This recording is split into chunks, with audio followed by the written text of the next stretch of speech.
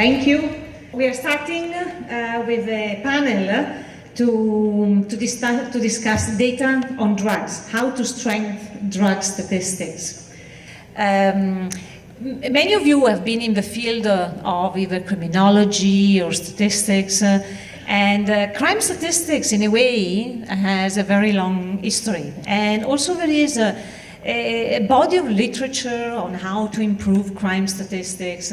We have in records that, for example, at the United Nations level, the countries were asking about a classification of crime like even before the Second World War. So the demand and the idea that also the quality of crime statistics is something that has matured over the years. And so I think now there is a recognition, and again, a lot of work has been undertaken to improve crime statistics. I would say the same process has not really happened for drug statistics. And particularly because drug statistics has evolved primarily not among statisticians often, but among drug experts. And in more offices that deal specifically with drugs, and maybe that don't really have an history or a focus on statistics per se. So even at the international level, now we have started a process that, in a way to bring this idea also, first of all, that we need quality in drug statistics, and that what does it mean also having a national system of drug statistics. So this section is really to discuss in line with really to understand and discuss and to see the examples that we have in different countries in the region on how to systematize drug statistics into a national statistical system and how to improve drug statistics. So we have three brilliant speakers, and we will start with Oscar Santiago. He's from the National Office on Drug Policy in Mexico.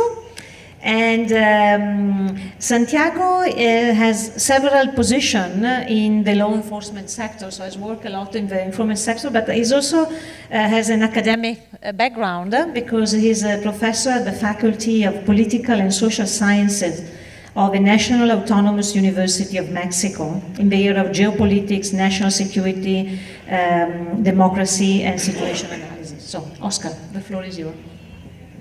Buenas tardes a todos. Quiero comenzar mi participación haciendo un profundo agradecimiento a nombre de la Agencia de Investigación Criminal, que es la dependencia en la que yo trabajo, al Centro de Excelencia por su generosidad en invitarnos y sobre todo poder mostrarles lo que estamos haciendo y sobre todo en qué nos estamos enfocando para lograr nuestros objetivos. He decidido dividir la presentación en tres partes. La primera de ellos es situarlos en qué es lo que hace esta Oficina de Política de Drogas en México, cuál es su rol. El segundo es en qué basa su funcionamiento, es decir, hay dos conceptos para nosotros fundamentales. Uno es, desde luego, la información, por ello de la importancia de estar aquí con ustedes, y la otra, la generación de conocimiento. Y en tercer lugar, en esta presentación es ya justamente cómo aplicar estos conceptos que anteriormente señalé, basados obviamente en calidad. En la primera lámina, ustedes pueden ver, este año México es presidente de CICAD, es decir, un esfuerzo hemisférico. Esta es la visión de nuestro país, es darle un enfoque integral y equilibrado al problema de las drogas. Ustedes ya habrán escuchado esto en diversos foros, sin embargo, fue uno de los impulsos por parte de Colombia, de Guatemala y mi país, sobre todo para darle sentido a este tema de control y oferta, y no solo verlo de una sola variable, sino entender el problema no solo holístico, sino sistémicamente. Estos son los puntos más relevantes: es impulsar la integración de un observatorio interamericano de drogas, lo cual ayudaría muchísimo para la toma de decisiones, desde luego hemisféricas, perspectiva de salud pública, de género, pero sobre todo buscar esquemas de desarrollo, es decir, esquemas que ayuden a evitar, a hacer una política pública que prevenga de manera eficiente. Las funciones de la oficina las he dividido en estas. La idea es tener congruencia con lo que estamos haciendo, no solo a nivel local, sino hemisférico y multinacional. Es generar información estratégica, dar seguimiento programático a los planes que desarrollamos, sobre todo basarnos en un principio de coordinación en donde los 3 niveles de gobierno, ya explicaré la problemática que esto o el reto que esto implica, y desde luego hacer sinergias a nivel internacional, porque el fenómeno de drogas no se entendería desde otro punto de vista. Y bueno, estos son los objetivos, ustedes los pueden ir leyendo en lo que yo ya paso a la siguiente lámina, porque en realidad quiero que hagan mucho, pongan su atención en la parte final, que es mejora del conocimiento, es decir, en la parte de fortalecimiento institucional, más allá de los objetivos que tenemos todas las autoridades contra las drogas, nosotros le estamos apostando a la mejora del conocimiento, y desde luego lo hacemos con socios estratégicos como la OEA y la Oficina de Naciones Unidas contra la Droga y el Delito. Estas son la visión del Gobierno de México que yo les platicaba, es atender los daños sociales, es buscar esa responsabilidad común y compartida del fenómeno global de las drogas, desde luego hacer atenciones diferenciadas a grupos vulnerables. Y bueno, este es el mapa conceptual con el cual nosotros operamos. Si ustedes pueden ver, este únicamente aplica al tema de justicia, es decir, control de la oferta.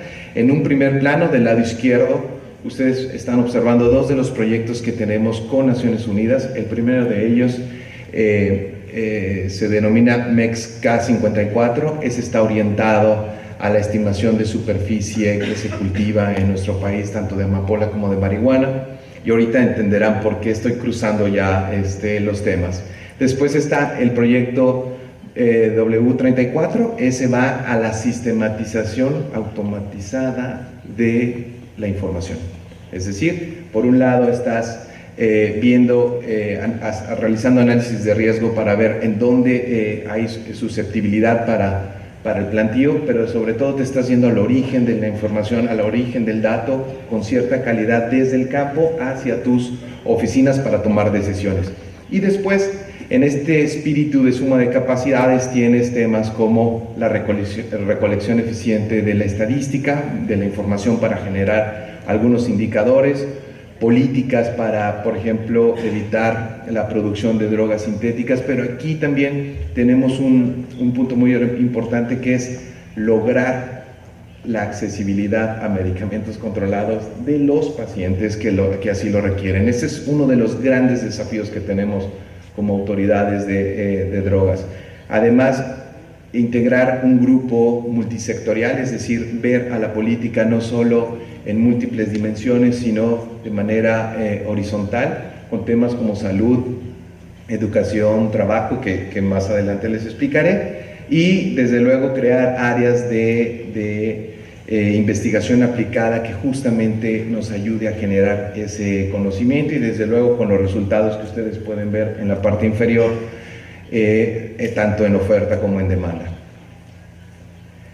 Esta es la trazabilidad a la cual nos estamos enfocando. Ustedes pueden ver las diferentes etapas de la vida de las drogas. Empezamos con producción, qué grupos tenemos ahí o qué proyectos hemos desarrollado. Después en el tema de transportación, aseguramiento, sobre todo consumo, muestreo de sustancias, y aquí es donde se hacen las 2 grandes fusiones de esfuerzos de las dependencias, tanto de salud como de seguridad y procuración de justicia, y se los explicaré en un momento más. Y como penúltimo paso es la ayuda o intercambio de información con otras autoridades, es decir, que nuestra información también sirva para generar política pública orientada hacia los otros sectores, y desde luego la priorización en la misma. Pero bueno, como lo dije, lo separé en 3 temas. Este es el segundo, y creo que es uno de los grandes desafíos que tenemos como comunidad internacional, como grupos de expertos, sobre el lema calidad de la información contra la toma de decisiones. Y les haré un par de reflexiones aquí. Tenemos, por ejemplo, en mi país, un sistema federal con 32 estados libres y soberanos, con más de 2.500 municipios, lo cual representa un gran reto de política pública para hacer eficiente cualquier estrategia que quieras implementar. Hubo una reforma en el 2010 a la Ley General de Salud, en donde faculta a las autoridades locales, a esas 32, a atender temas de narcomenudeo, y a la federación atender otros digamos, el tema ya a tránsito a gran escala. Pero además, la política de drogas estaba totalmente dividida en la Secretaría de Salud para atender consumidores, pacientes, tratamiento y demás, y en la Procuraduría General de la República, de donde yo vengo, para atender tema de oferta. Entonces, como ven, ahí estábamos con un gran desafío que al parecer hemos ido solventando. Otro de los grandes diagnósticos, y seguramente ustedes coincidirán con nosotros, es que no exista información. Todas las organizaciones públicas o privadas producen información, sin embargo, esta no está disponible, que es otro tema. Cuando les preguntas si tienen datos, casi todos contestan de manera positiva. Cuando revisas la calidad, cuando revisas la presentación, cuando ves el nivel de desagregación, es ahí en donde vemos uno de los principales desafíos para nosotros. Y como ustedes pueden ver, la calidad de la explotación de la misma va mucho en función a la disponibilidad de los datos. Es decir, en la primera figura ustedes pueden ver cómo nuestros analistas gastaban más de su tiempo en la búsqueda, recolección, tratamiento de la información, y dejaban un muy pequeño espacio para la explotación. Lo que le hemos apostado muchísimo es a que esa recolección sea sistematizada, que ya tenga un nivel de desagregación suficiente para que los niveles de análisis sean mucho mejores, el tiempo que le dedican a eso sea en beneficio justamente de los productos que ellos generan, y desde luego desde aquí empieza el tema de mejora en la generación de insumos para el diseño de política pública. Otro de los temas, y seguramente ustedes harán alguna reflexión respecto a la toma de decisiones que se genera. Aquí es un mapa conceptual sobre la curva de aprendizaje. Tenemos cambios recurrentes en la administración pública, tenemos diversas ideas para conformar organizaciones y demás, y ustedes pueden ver ahí en una línea verde, una línea azul y una línea naranja, tres tipos de decisiones que normalmente se toman y que van directamente asociados al conocimiento. La primera es aprovechar el talento humano que se tiene. No empezarías de cero, digamos, en la línea de las Y de conocimiento, y tu nivel de conocimiento es mucho más rápido que cuando sigues haciendo, que es la línea recta, cuando sigues haciendo exactamente lo mismo. Es un modelo sin intervención. Y la otra es el cambio drástico, que ustedes también se identificarán en algunos ejercicios en algunos de nuestros países, en donde se sustituye o cambia totalmente una organización y va en detrimento justamente de una política eficiente. Bueno, ya les hice este planteamiento, vamos al proceso de toma de decisiones. Aquí es justamente a lo que le estamos apostando, que es la pequeña línea curva de color rojo. Es decir, traes una línea que digamos es el presente, llegas a ese punto rojo donde tienes que tomar decisiones, y hay de dos: o hacer un análisis tendencial y seguirte para allá, que es lo más probable que ocurra. Ahí no se necesita hacer nada más que mantenerte.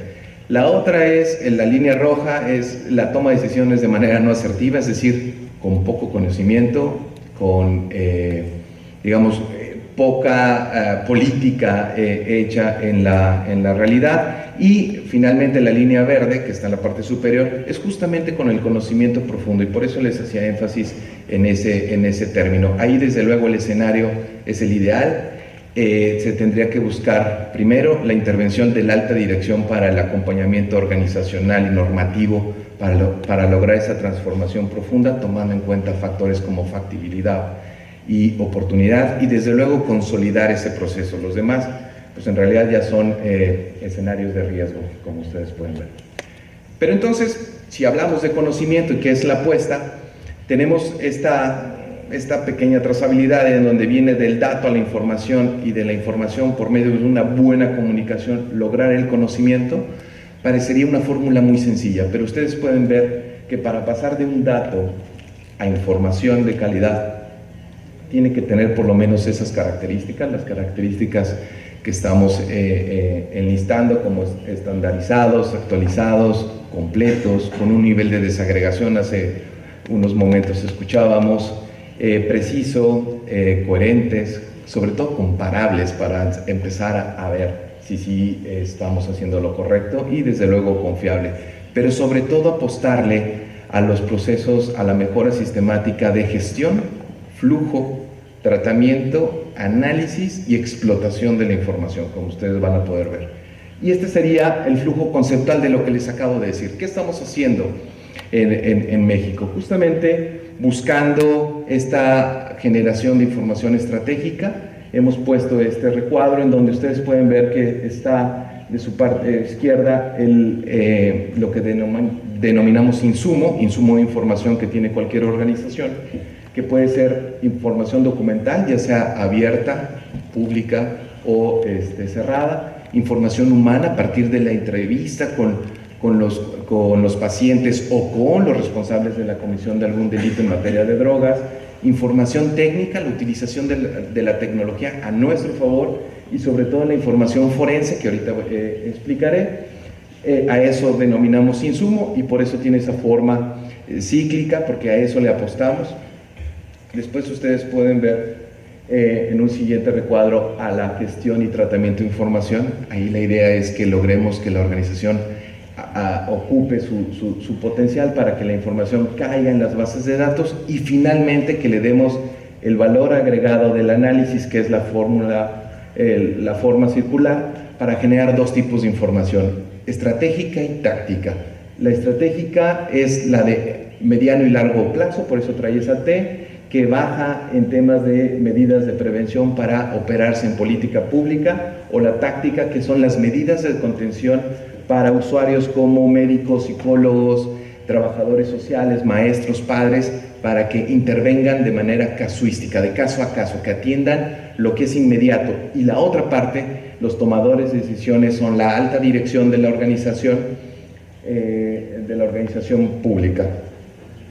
Estos son los modelos de especialización, para lo cual podríamos lograr ese conocimiento real. Estamos hablando de nuestras capacitaciones que van desde gestión, tratamiento y flujo, y van subiendo en temas de especialización, alta especialización, y sobre todo a las particularidades de las expresiones delictivas. Pero déjenme regresar a la lámina anterior. Todo esto debe estar enmarcado, y por eso la línea, en temas de aprovechamiento de tecnologías de la información, que es en la parte inferior, es decir, disponibilidad, accesibilidad e innovación. Temas como seguridad de la información, es decir, la confidencialidad, integridad y compartimentación de los datos, y aprovechar experiencias exitosas y buenas prácticas. Pero como dijimos que la mejora de la calidad no es hacerlo una sola vez, sino lograrlo de manera sistemática, aquí pusimos esta espiral virtuosa. Este es el ciclo de la información, ciclo de la inteligencia.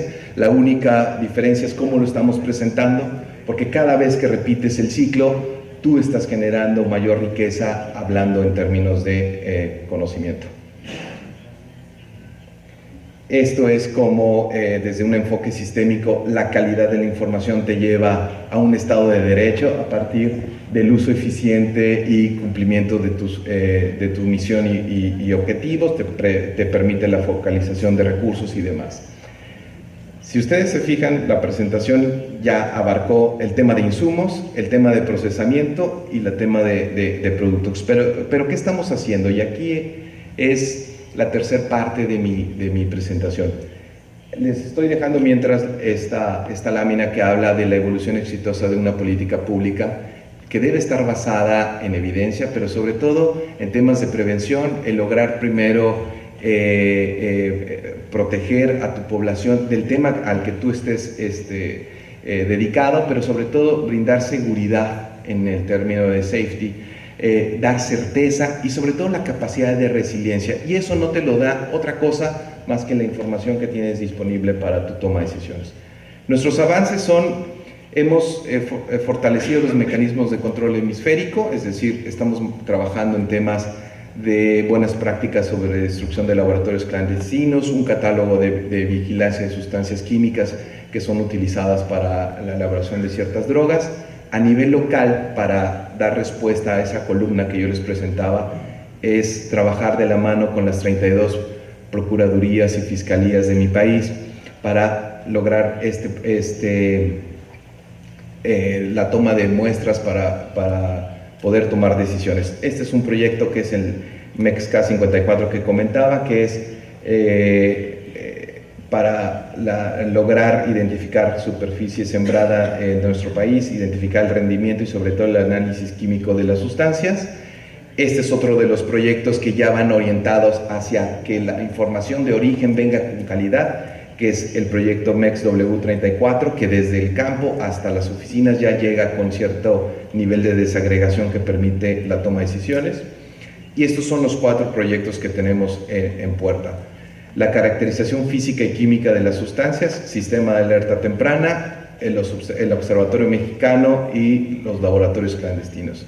Este es el mapa maestro de la caracterización de sustancias, donde se junta oferta y demanda, donde podemos hacer eficiente esa información, es decir, en donde demanda avise a oferta de qué sustancias está encontrando y viceversa, pero sobre todo que estemos cuidando vidas, porque ese es el tema en política de drogas, lograr cuidar a los consumidores, pero sobre todo también a los oficiales de la ley para que los retos a los que se enfrenten sean menores. Y bueno, pues con eso termino mi presentación. Muchísimas gracias.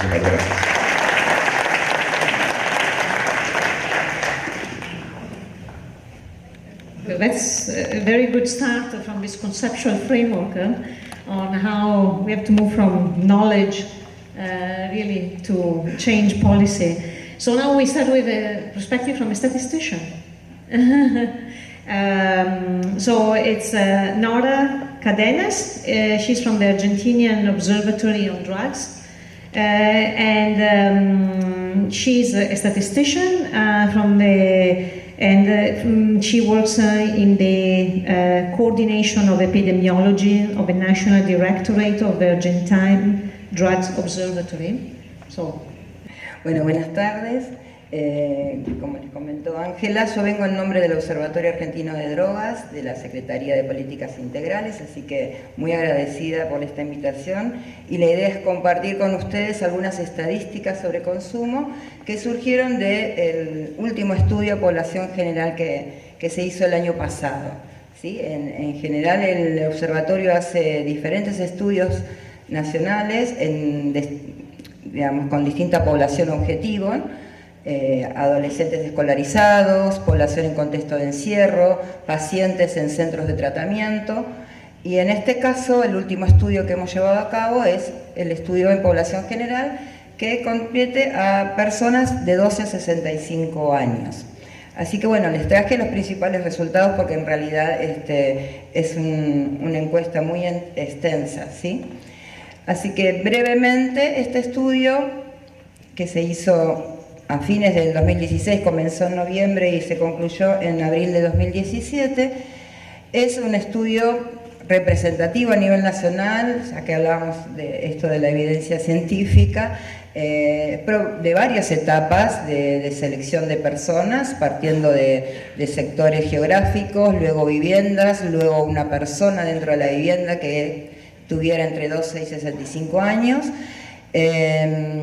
de manera probabilística, que lo hace realmente representativo.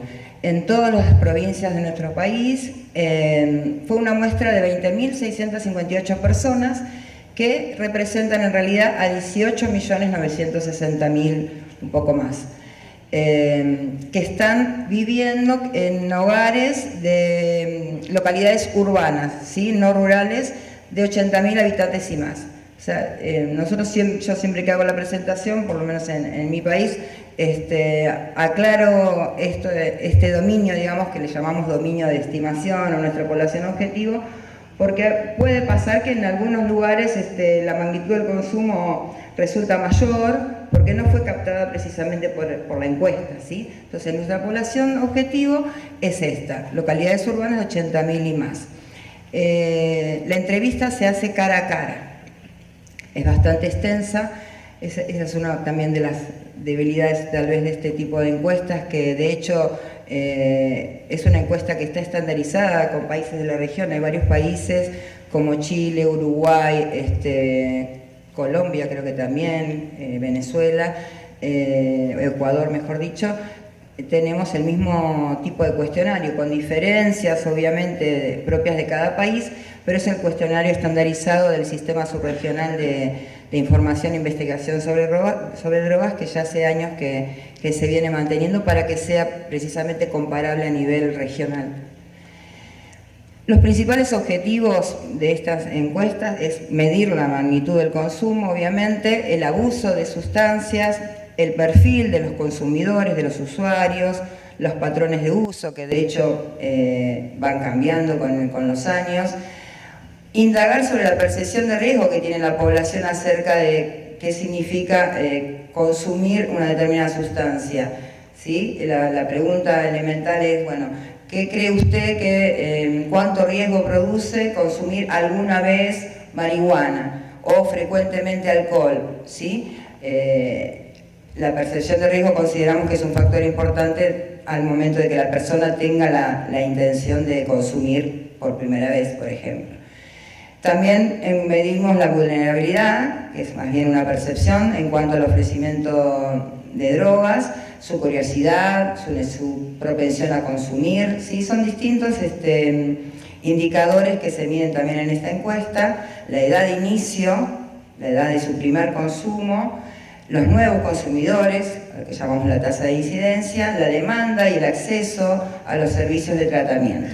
Esos son, digamos, a grandes rasgos los principales objetivos, ¿sí? Y medimos mediante distintas dimensiones en ese cuestionario, donde los módulos o las dimensiones son el consumo, la intensidad de consumo, básicamente medida a partir de la frecuencia y la cantidad de dosis, por ejemplo, o de tragos, ¿sí? En ese sentido nos referimos a intensidad, por lo menos en este contexto de la encuesta.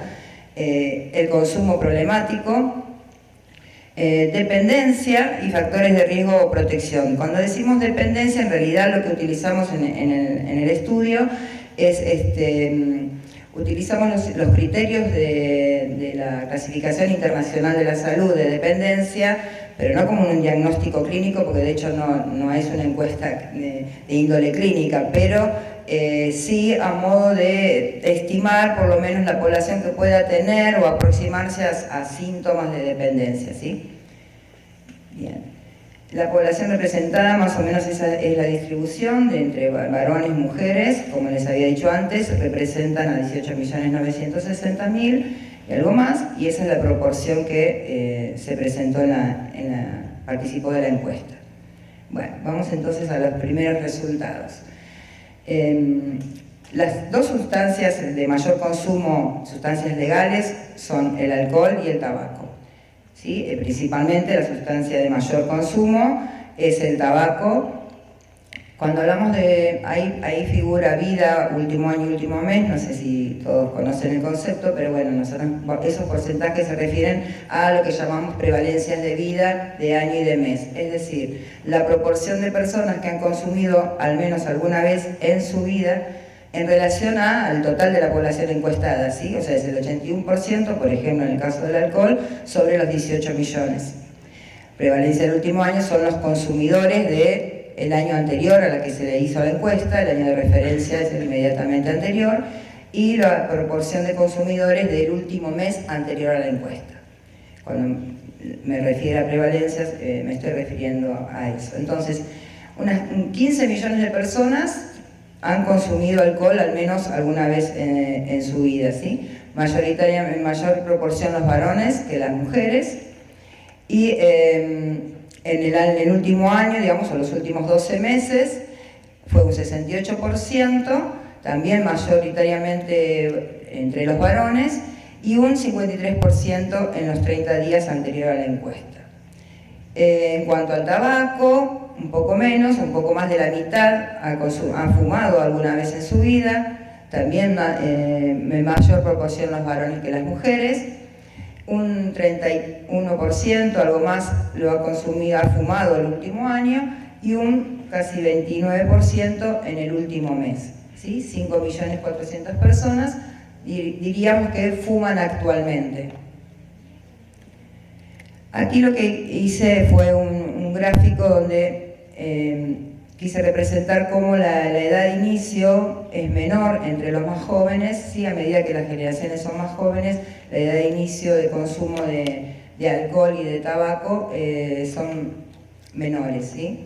Fíjense que esto se vería de esta manera, por ejemplo. Más del 60% de los jóvenes, de los adolescentes de 12 a 17 años, han bebido alguna vez en su vida, y su primer consumo en promedio fue a los 14 años, o entre los 14 y los 15 años, sería la lectura de ese gráfico. Mientras que en la población adulta de 50 años o más, su edad promedio de primer consumo de alcohol fue a los 19 años, fue entre los 19 y los 20.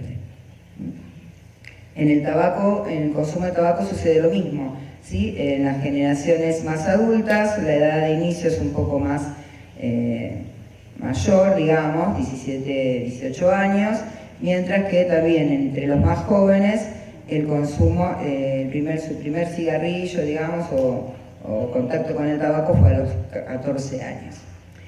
En el caso de las sustancias ilegales, la sustancia de mayor consumo ilegal es la marihuana. De hecho, la marihuana, después voy a mostrar el aumento con respecto al estudio anterior, es la sustancia ilícita que tuvo mayor aumento en esto. Digamos, nuestro último estudio fue el 2010, eso me olvidé de mencionarlo, pero figuraba en la diapositiva. Es un estudio que se venía haciendo cada 2 años, desde el año 2004, 2006, 2008, 2010, y entre el 2010 y el 2017, por distintas decisiones económico-políticas, no se ha hecho en el medio, digamos, nos faltaría por lo menos 2 para poder tener una linda tendencia. Pero bueno, desde el último estudio a esta parte aumentó bastante, y después lo voy a mostrar en otras diapositivas. Entonces, 3.300.000 personas han fumado marihuana alguna vez, ¿sí? Eso es el 17,4% de la población.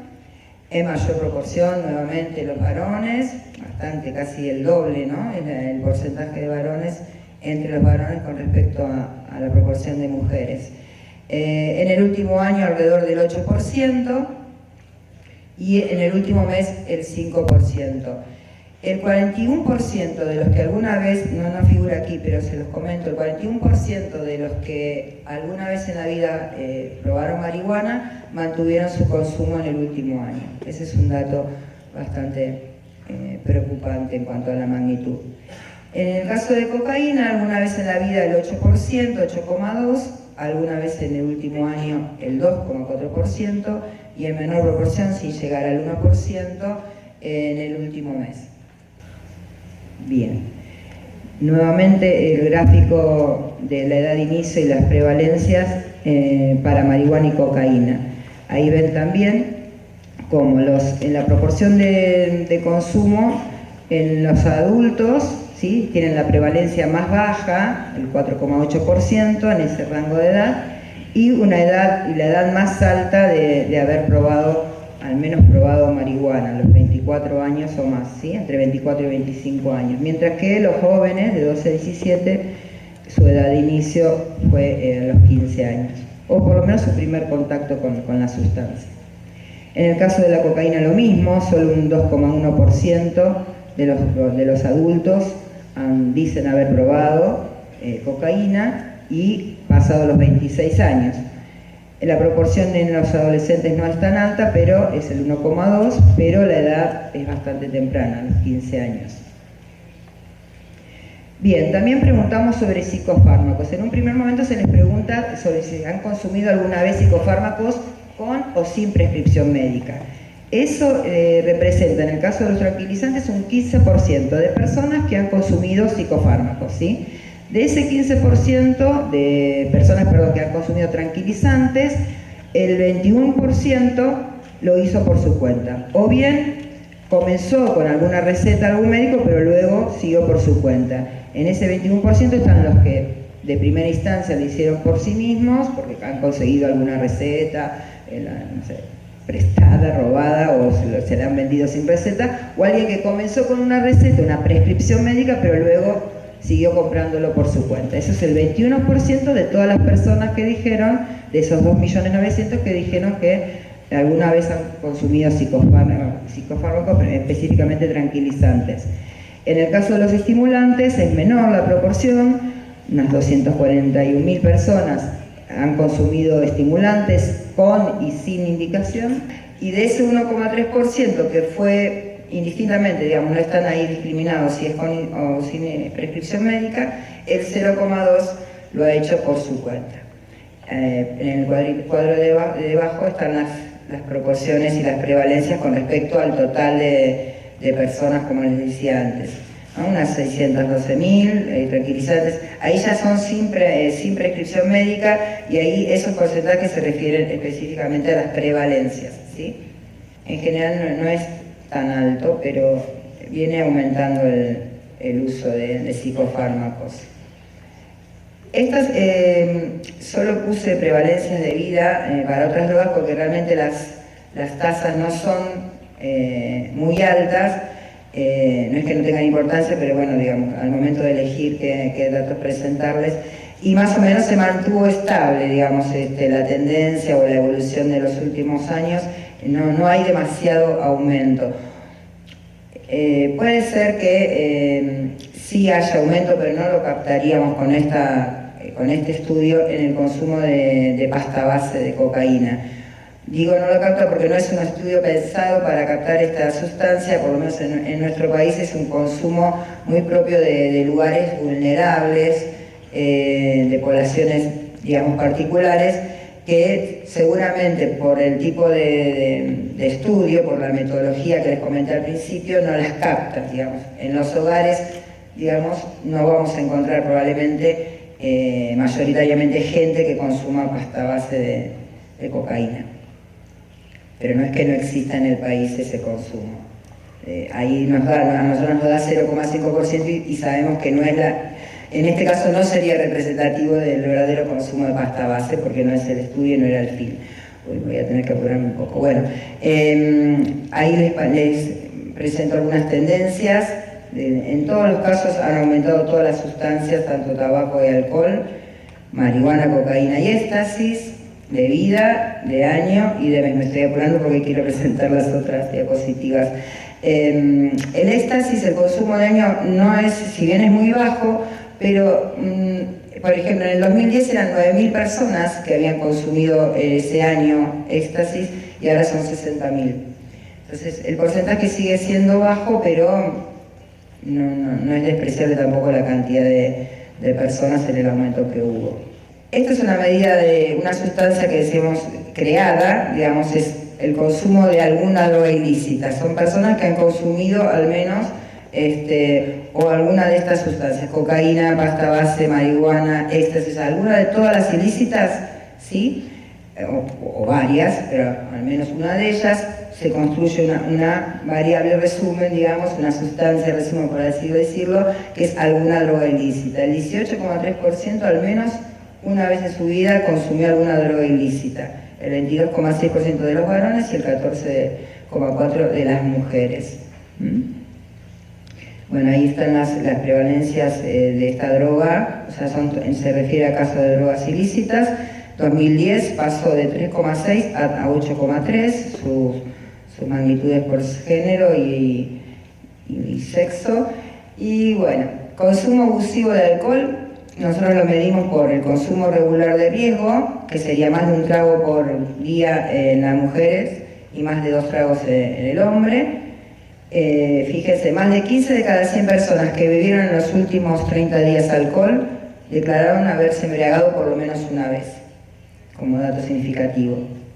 Este es el consumo de 5 tragos o más, al menos en una misma ocasión, en el último mes también. El 37% de los que bebieron alcohol declararon que consumieron por lo menos una vez 5 tragos en una misma ocasión, en una sola ocasión, ¿sí? Ese es el 37% de los bebedores del último mes y el 20% de la población general.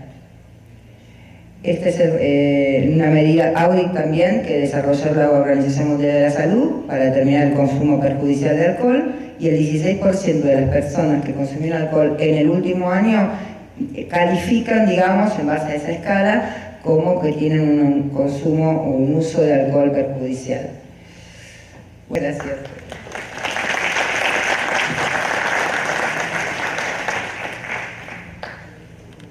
Yeah, now we have the last speaker, Frank Casas, from the National Commission for the Development and Life Without Drugs, DeVida, right?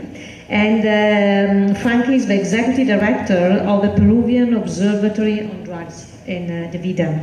And he's also an academic because he's a professor at the School of Government and Public Policies of the Pontifical Catholic University of Peru. So, thank you. Bueno, buenas tardes con todos y todas. Antes de empezar, quiero extenderles el fraternal saludo de la doctora Carmen Mancía Clou, que es jefa de la Comisión Nacional para el Desarrollo de Vidas sin Drogas de Vida. Ella no ha podido estar en estos momentos, pero está al tanto y está muy feliz de poder tenerlos aquí a todos en Perú, y seguramente está muy contenta por toda esta gestión que se ha hecho desde el NI y de las otras organizaciones para este evento que es bastante importante para nuestro país. Básicamente lo que les quiero presentar es un estudio que estamos realizando como parte de las funciones de nuestro Observatorio Peruano de Drogas. Yo tengo el honor de dirigirlo en estos tiempos. Y es básicamente nuestro observatorio lo que se inserta es a poder aportarle al país, a partir de insertarse dentro de la Comisión Nacional para el Desarrollo de Vidas sin Drogas, sobre 3 tópicos centrales, ¿no? La primera es, como todos los observatorios nacionales de drogas, aportar con conocimiento sobre, en este caso, el fenómeno de las drogas, trabajando con especificidad el tema de la cocaína, que es en términos generales el fenómeno con mayor nivel de agenda y atención a nivel nacional e internacional, produciendo información sobre el mercado ilícito de la hoja de coca, con mucha colaboración y apoyo de las Naciones Unidas, mercado de cocaína en términos generales a través de todo el país. Por otro lado, también se busca aportar evidencia, obviamente, para la política de drogas a partir de sistematización de experiencias, tanto erróneas como positivas, y a partir de eso también hacer análisis sobre capacidades estatales a nivel subnacional que se hace de las demás políticas. Y por último es aportar a partir del gran apoyo que recibimos, sobre todo de los otros observatorios, tanto de la CICAG, EA, de la Unión Europea, de las Naciones Unidas, todas las metodologías de la academia, por supuesto también, todas las metodologías que se han ido generándose con evidencia científica, para nosotros aportar en mejorar los sistemas de los datos y de la información para lo que denominamos el sistema de información de lucha contra las drogas del país. En esa perspectiva, lo que tenemos priorizado es básicamente trabajar en la línea de trabajo sobre profundización de los mercados de drogas en el país, seguir trabajando en el monitoreo del mercado de la cocaína y su cadena de suministro, trabajar en una línea de trabajo sobre crimen organizado vinculado otra vez al mercado de drogas. Estamos en proceso todavía de diseño de nuestro sistema de alerta temprana, que lo han mencionado aquí, que es neurálgico a todos los observatorios nacionales de la región, de la CELAC en general, y obviamente también de la Unión Europea, y otro tipo de insumos que permitan darnos a nuestra Estrategia Nacional de Lucha contra las Drogas mayor nivel de sostenibilidad a partir del uso de edad científica. Entonces, Ya retornando un poco a la presentación de hoy día, lo que quiero mostrar es básicamente lo que el observatorio quería hacer a partir de identificar la información que en estos momentos nuestras instituciones públicas registran sobre el fenómeno de la cocaína en el país y dar qué posibles resultados nos brinda este tipo de información. Con limitaciones sin dudas, y todas las ponencias, sobre todo en la mañana, se han hablado mucho de las limitaciones y los cuidados que hay que tener con la información estadística, sobre todo que surge de la producción oficial, pero a pesar de ese tipo de limitaciones nos permiten dar algunas, por lo menos, caracterizaciones sobre cómo se está apareciendo el fenómeno de la cocaína en el Perú, ¿no? Entonces, parto de mi planteamiento es muy simple. Por un lado tenemos, digamos, cambios o tendencias, algunos cambios muy bruscos, en nuestro caso una tendencia regular, sostenible del consumo, el uso de la cocaína a nivel exterior, ¿no? Donde nuestra cocaína peruana, la que se produce aquí, conjunto con la de los otros países vecinos, ¿no? Alimenta la demanda de aproximadamente 18 millones de usuarios en todo el planeta, ¿no?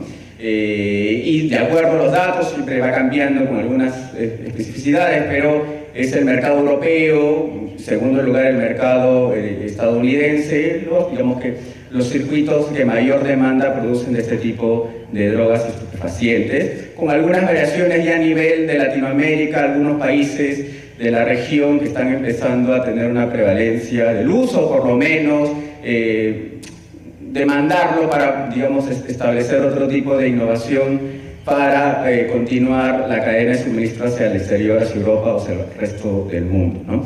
Eso por un lado, eso es información pública, lo tienen los informes mundiales que producen las Naciones Unidas anualmente, pero por otro lado también tenemos un contexto interno que es en los últimos 5 años lo que sí se ha evidenciado en el Perú, con data estadística otra vez oficial, es que la capacidad del Estado para controlar el mercado ha sido más fuerte que antes, ¿no? Hoy en día, y eso lo pueden visualizar incluso en muchos reportes periodísticos, hoy en día se controla más. No necesariamente controlamos todo el mercado, ¿no? Pero hoy en día se controla mucho más que antes, y es evidente tanto en el ámbito de las cuencas cocaleras como en ciertas partes del país. Hemos visto que las labores del sistema de justicia, en especial de la policía, ha sido bastante importante para controlar este estupefaciente, ¿no? Entonces la pregunta sale de cajón, ¿no? A partir de estas variaciones que vienen del ente externo como del ente interno, ¿cómo se está comportando hoy en día nuestro mercado de cocaína? Y a partir de poder determinar cómo se está comportando el mercado de cocaína en todo el territorio nacional, determinar cómo es que se configura esta cadena de suministro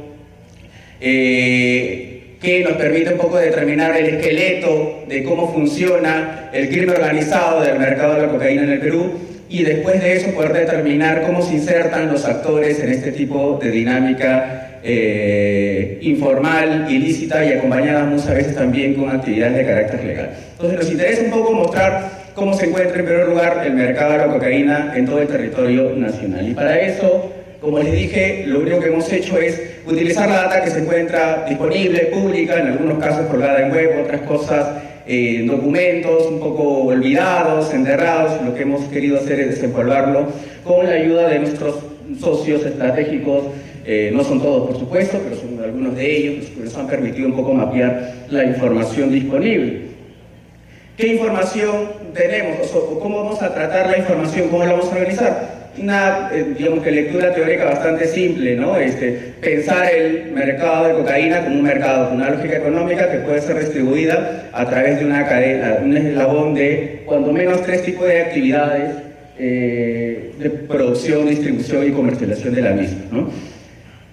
¿Qué información tenemos disponible? La información que produce las Naciones Unidas a nivel territorial. Vemos la expansión y las variaciones que han tenido a nivel de dinámica del mercado ilícito de la hoja de coca a través de todo el territorio nacional. Lo que hemos hecho es mostrar la información y la data que se produce a nivel de distritos. Otro tipo de data que se produce en el Estado es la incautación, la hoja de coca erradicada. Lo que mostramos es que, a diferencia de lo que ocurrió en el 2010, en el 2017 hay mayor nivel de expansión territorial por parte del Ministerio del Interior a través del proyecto CORA para erradicar la hoja de coca. La incautación de la hoja de coca a cargo de la Policía Nacional también se ha, digamos que, dispersado a nivel territorial en los últimos años.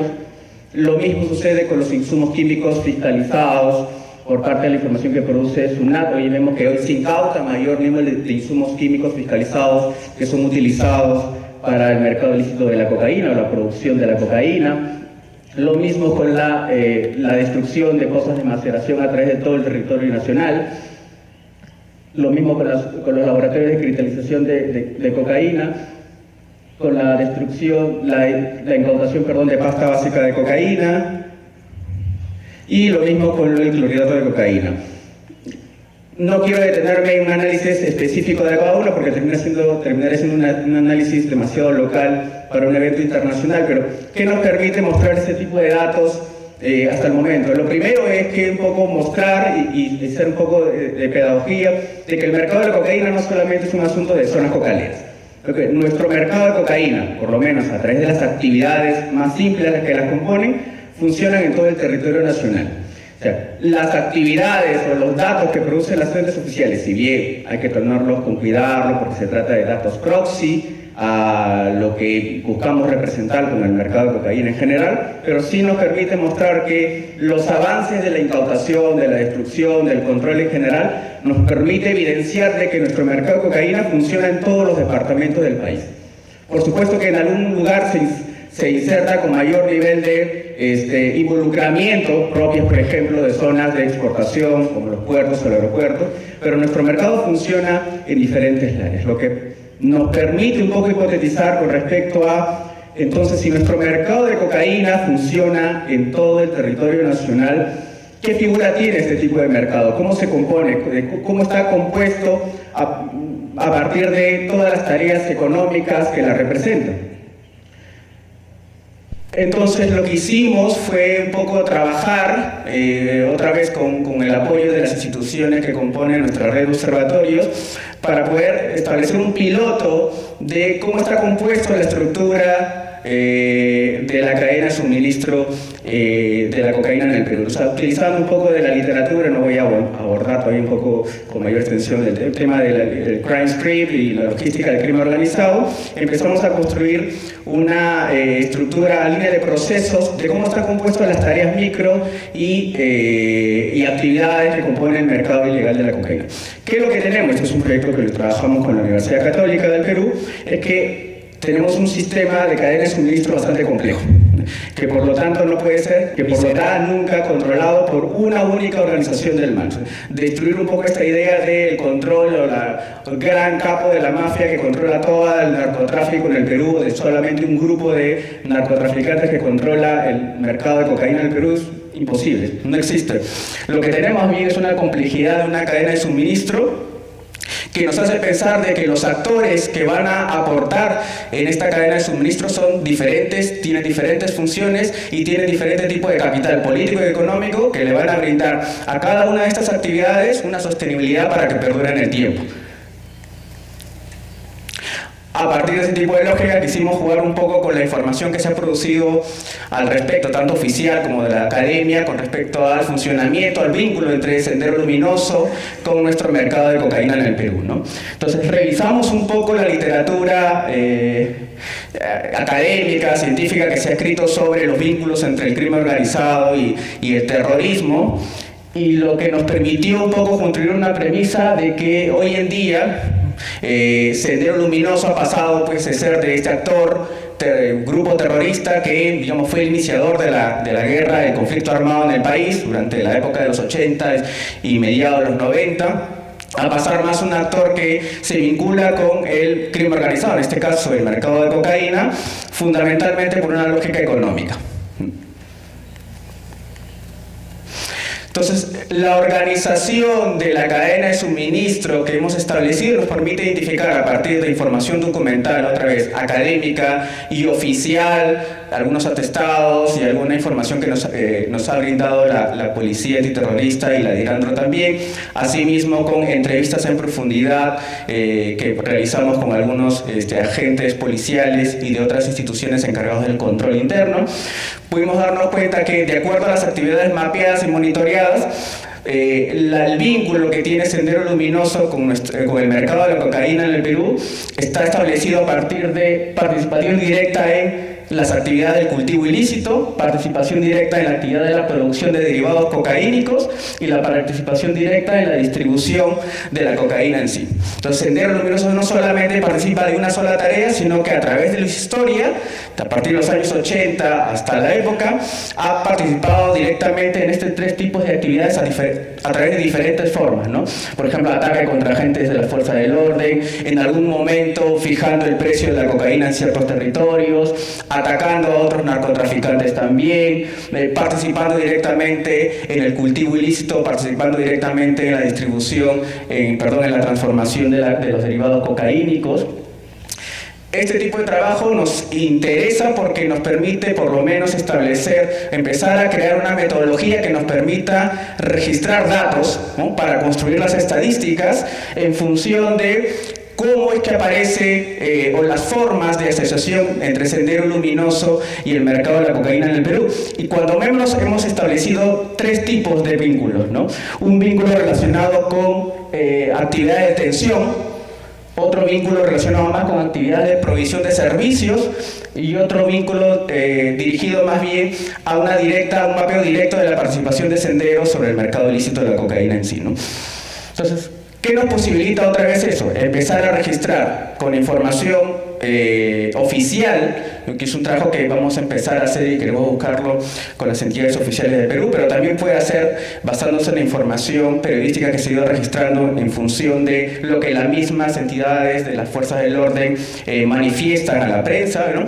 Poder identificar las formas, los tipos, los números de veces en que se puede identificar la vinculación entre, en este caso, de un actor criminal como Sendero Luminoso dentro de un circuito ilegal. Y a partir de eso empezar a también mapear la presencia y los vínculos de otro tipo de actores criminales, llámese por ejemplo sicarios, extorsionadores, o por ejemplo otro tipo de actores que no son criminales como políticos, por ejemplo, ¿no?, que se insertan y de alguna manera también le dan sostenibilidad al mercado de la cocaína, u otro tipo de mercados ilícitos que se insertan en ese tipo de mercados, como por ejemplo el mercado de armas, la trata de personas, la minería ilegal, entre otro tipo de mercados ilícitos que pueden de alguna manera insertarse dentro de ese tipo de economías para darle sostenibilidad, ¿no? Entonces, ¿qué es lo que tenemos? En primer lugar, la información oficial, otra vez con limitaciones, nos permiten por lo menos determinar una premisa que es bastante importante y hay que mantenerla por lo menos en nuestro país, ¿no?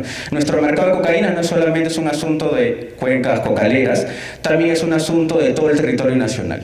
El mercado se puede desplegar por todo el territorio tranquilamente y un poco rompemos con esta lógica de ideas de países productores, países consumidores. El mercado funciona como un sistema económico, se inserta en todas las estructuras del territorio nacional. Y por otro lado, a partir de eso, empezar a construir o modelar su patrón de comportamiento a partir de trabajar con la cadena de suministro para identificar cómo es que aparece ese esqueleto y a partir de la identificación de ese esqueleto y ver sus cambios intertemporales, identificar cómo se insertan los distintos tipos de actores, en este caso criminales o no criminales, para darle sostenibilidad a este sistema económico que funciona en nuestro país históricamente y siendo bastante conservador desde hace 70 años, aunque obviamente la literatura histórica nos habla de un mercado de cocaína de un poco más de 100 años, ¿no? Entonces, esa es la contribución que busca hacer el Observatorio Peruano de Drogas para la política de drogas, para el análisis estratégico en general, ¿no? Es empezar a construir información que nos permite un poco modelar y dar cuenta del funcionamiento de este tipo de mercados, por lo menos con uno, que es quizás la agenda más prioritaria, no es la única y tenemos intención también de abordar con mayor nivel de precisión otro tipo de drogas, pero es lo que justamente buscamos contribuir a partir de un poco el manejo entre la evidencia oficial y la evidencia científica con respecto a poder en algún momento mapear los avances en la lucha contra las drogas en nuestro país, ¿no? Muchas gracias por su atención.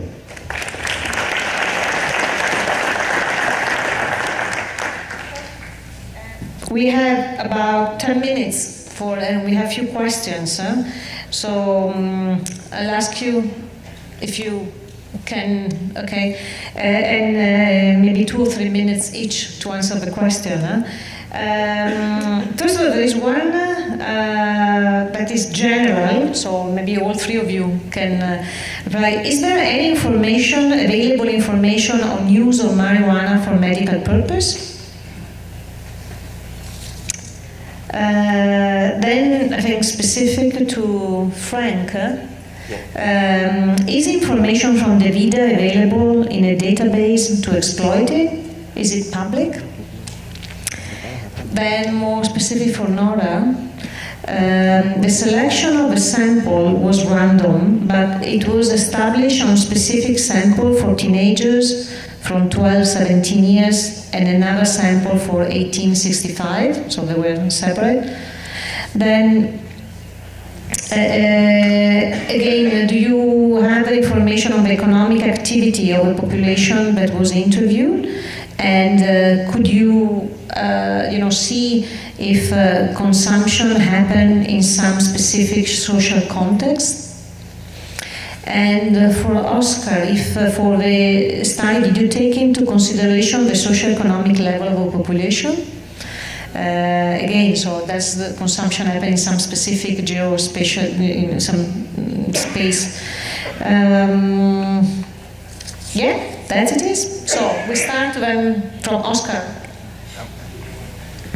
Quizá me puedan ayudar con la presentación para ocupar una lámina que justamente habla de cómo podemos explotar la información que se genera en materia de drogas para tomar decisiones.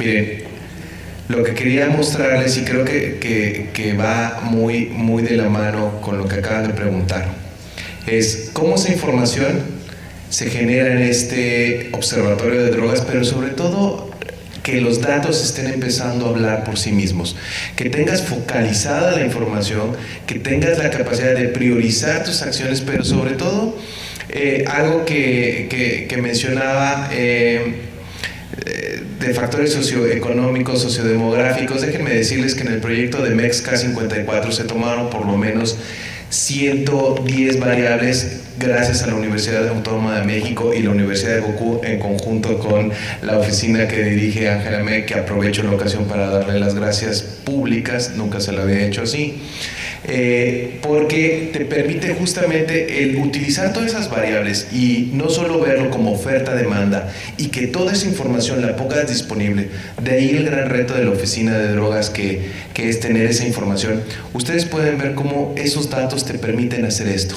Del lado izquierdo ustedes tienen la parte de articulación de los proyectos, es decir, en dónde se produce, cómo se produce, qué tanto se produce, cómo lo estás destruyendo y sobre todo quién lo está consumiendo y qué daños asociados tiene, de tal manera que pasas del otro lado para generar política pública, para que todos esos indicadores socioeconómicos y sociodemográficos se vean reflejados en oportunidades, en que esos factores, esas muchas variables realmente operen desde un enfoque sistémico y puedas dar resultados en el corto plazo a tu población. Y bueno, al final del día, esta es la utilidad de la información. No solo decir si sube, baja o se mantiene la tendencia de una droga, sino cómo toda esa información sirve para llevar a cabo dos tipos de acciones de política pública: la de intervención directa, es decir, de contención, y sobre todo la de largo plazo, que es a la que debemos de apostarle los gobiernos. Gracias. La pregunta sobre marihuana medicinal, no tenemos mucha información. Están apareciendo algunos casos que por ahí son noticias, porque también el tema se debate y hay algunas noticias así sobre que el uso de la marihuana medicinal, pero no es demasiada información la que tenemos. En cuanto a la selección de los grupos de edades, en realidad lo que nosotros después hacemos es ajustar esa muestra con datos demográficos en la proyección de esos 18 millones y pico que les comenté, porque de hecho el hogar es aleatorio y la persona es aleatoria, entonces no sabemos cuando llegamos a un hogar si ahí hay una persona de 12 años, por ejemplo, del rango de edad que se pide. La consigna es, bueno, que en el hogar vive una persona de 12 a 65, entonces sería elegible, pero la selección previa del hogar, que también es aleatoria, no podemos saber la persona que vive ahí, ¿sí? La edad. Lo que se hace es después proyectar de manera proporcional a nivel país, con datos censales, digamos, la proporción de jóvenes para que el ajuste sea bastante cercano a la proporción de rangos de edad que hay realmente en el país. El cuestionario consta de 180 preguntas, si no más, y entre ellas son variables demográficas y socioeconómicas del entrevistado, pero realmente no ha dado algo muy significativo de pensar de que, bueno, que en tal nivel socioeconómico hay más consumo de una sustancia y los más pobres consumen otro tipo de sustancia. O sea, no hay una asociación, no hemos notado, por eso no lo he traído como dato importante. Y recuerden que son zonas, ciudades urbanas, entonces tal vez, si bien obviamente hay diferencia económica de una ciudad urbana a otra, pero digamos no nos ha dado, por lo menos en esta muestra, es una muestra, no ha habido una... por ejemplo, gente con necesidades básicas insatisfechas, o sea, menos del 20% ha dado la muestra. Entonces, de ahí a empezar a asociar entre consumo y no consumo, alto nivel o bajo nivel, no nos ha dado por lo menos significativo. It would be interesting to see if there are different patterns of use for different. It would be interesting to see if there are different patterns of use for different social economic groups. In Colombia, there was a survey that showed that the richer social economic groups were the one that had higher prevalence of annual use. But then when you go to dependence, so when you go to heavy use, actually you see exactly the opposite, that the majority of those that had drug dependence were the lower socioeconomic status. So it would be interesting to see the different patterns rather than just the consumption. But okay, Frank, last. Bueno, voy a complementar un poco con lo que es la agenda de investigación próxima, porque al igual como en varios países, la información sobre marihuana y en general sobre cannabis, ¿no?, incluido pues el uso medicinal del cannabis o el uso terapéutico, es bastante incipiente, es bastante limitado, y de hecho, como muchos saben, ya a nivel nacional desde el año pasado se aprobó pues la ley para poder generar el reglamento nacional que permite el uso terapéutico oficialmente del cannabis para ciertos tipos de pacientes con problemas de salud bastante específicos. Eso todavía está siendo trabajado por el Ministerio de Salud. Lo que nosotros como Observatorio Peruano de Drogas queremos contribuir, y está establecido en la estrategia, es más bien hacer un monitoreo del objeto, ¿no? Queremos hacer un estudio sobre la cadena de suministro informal, legal y clandestino del cannabis o de la marihuana, porque finalmente mapear todo el horizonte de este tipo de mercado nos permitirá luego poder determinar efectos o contraproducencias que puede originar la legalización o no de cierto objeto, ciertas sustancias estupefacientes. Pero por otro lado, también agendo de la importancia de lo que estamos trabajando en la línea de todos los observatorios, con Naciones Unidas, con la CICAO-EA, con el Observatorio Europeo de Drogas, es estudiar no solamente la cocaína. Sí, cocaína está bien, estudiarla, comprenderla, vamos a aportar ahí, pero también no dejar de lado otro tipo de drogas, ¿no? Y en esta perspectiva estamos empezando nosotros, con el apoyo del Observatorio de Drogas de Colombia, la implementación de nuestro sistema de alerta tempranas de nuevas sustancias psicoactivas, o lo que denominamos también como drogas emergentes. Eso nos va a permitir, por ejemplo, mapear aquel tipo de estupefacientes no tradicionales o no conocidas en este país, las comúnmente, por lo menos más mediáticas en términos de las estupefacientes ilegales, ¿no? De conocer cómo funcionan este tipo de drogas, cómo se están consumiendo a partir de varios contextos, tanto socioeconómicos que vienen apareciendo en el país, que obviamente mayor acceso a la información de muchos chicos, y que se está produciendo, por lo menos lo que tenemos empezando a registrar con datos específicos de nuestra área de llamada por teléfono, de atención por teléfono de ciertas personas con este tipo de problemas, ¿no? Entonces nos interesa iniciar una agenda mucho más amplia de la identificación, caracterización y magnitudes de otro tipo de drogas más allá de la cocaína, porque obviamente son ese tipo de problemas los que tenemos que abordar y empezar a prevenirlos posteriormente, ¿no? Thank you. Okay, thank you. So just I want to say to a round of applause for all the speakers. Thank you.